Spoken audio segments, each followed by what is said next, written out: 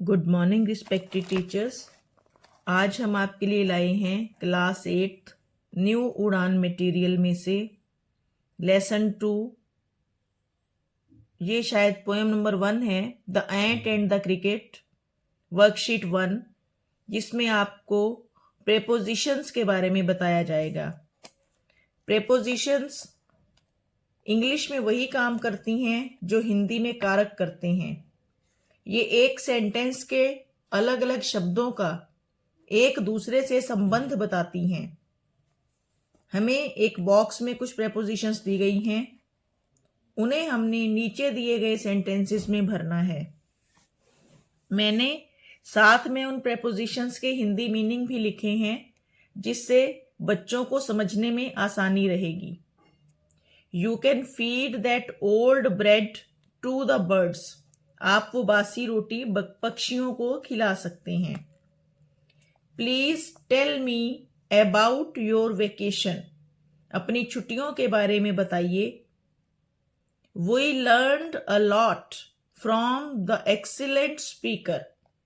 इस महान स्पीकर से, वक्ता से हमने बहुत कुछ सीखा। ये एक्सीलेंट के स्पेलिंग गलत हैं। The pilot flew the aeroplane over a large city. ऊपर से, जिसमें संपर्क नहीं है, टच नहीं है, ओवर।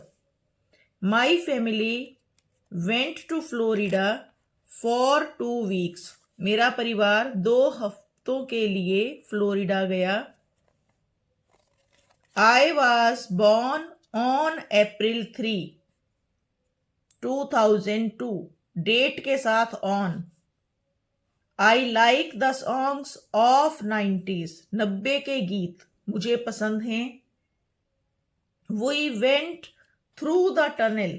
जब किसी में से आर पार होना हो तो थ्रू। हम सुरंग के बीचों बीच से गुजरे, सुरंग से आर पार गए। The dog jumped over the counter. Counter पर से यदि वो छलांग लगाकर परली तरफ चला गया तो over. He first met him in 1987। किसी सन के साथ, year के साथ in। He first met him in 1987। Worksheet 2 में हमें एक स्टोरी कंप्लीट करनी है। बहुत पुरानी स्टोरी है, सबने बचपन से सुनी हुई है। The farmer and his 4 sons। A farmer had 5 sons। इसमें 4 की बजाय 5 हो गए। They were strong and healthy। They always quarreled with each other। The farmer wanted them to stop quarreling। He wanted them to live in peace। The farmer always thought what to do to keep his sons united। So one day he called all his sons together।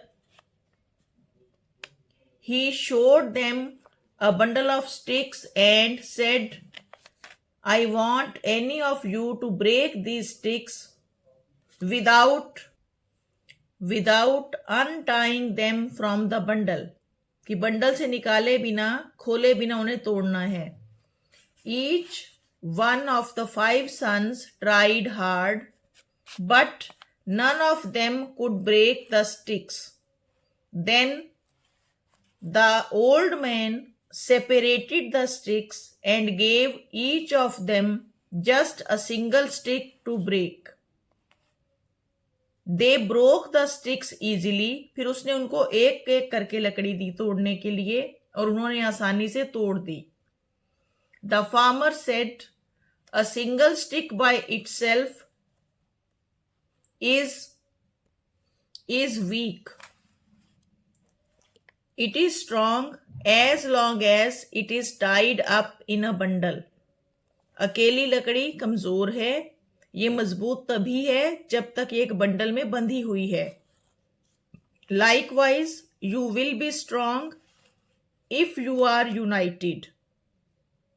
इसी तरह से, likewise, इसी तरह से तुम मजबूत रहोगे जब तक तुम इकट्ठे रहोगे, संगठित रहोगे। You will be weak if you are divided.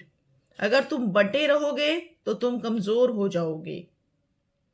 So this video ends here. Please share, like and subscribe to our channel study with Preksha 5483। Thank you.